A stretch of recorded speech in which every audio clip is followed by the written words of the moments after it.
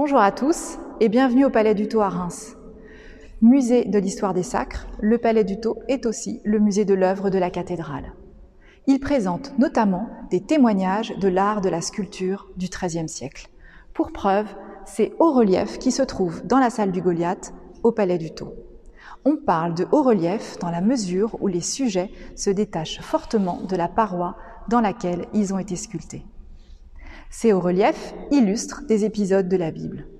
Les imagiers, c'est-à-dire les artisans sculpteurs au Moyen-Âge, racontent des extraits de la Genèse, et plus particulièrement ici, l'histoire d'Adam et Ève, qui commence avec la création d'Ève.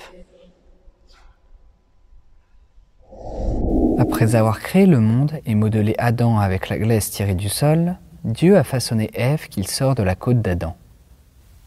Adam et Ève vivent dans un jardin luxuriant et fertile, le jardin d'Éden, que Dieu a mis à leur disposition pour qu'ils le cultivent. C'est le paradis.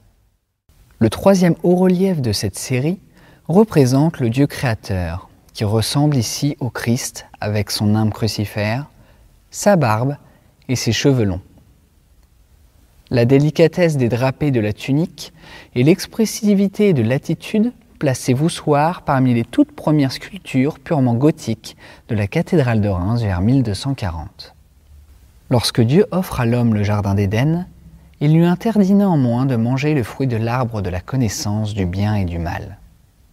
Ève, tentée par le serpent, goûte finalement le fruit défendu et le partage avec Adam qui se trouve à côté d'elle. Tous deux réalisent alors qu'ils sont nus. Gênés, ils cachent leur corps, dans le texte biblique, avec des pagnes de feuilles de figuier. Ayant désobéi à Dieu, Adam et Ève sont chassés du jardin d'Éden par un ange brandissant un glaive et condamnés à travailler pour survivre. D'ailleurs, on les retrouve au travail. Ève filant, Adam abattant un arbre, et leur fils, Caïn cultivant la terre, et Abel gardant les moutons. Pour les protéger des détériorations liées aux conditions climatiques et à la pollution, chacun de ces hauts-reliefs a été retiré de son emplacement d'origine, la façade nord de la cathédrale, et remplacé par une copie. Je vous propose de les découvrir sur place dans notre prochaine capsule vidéo.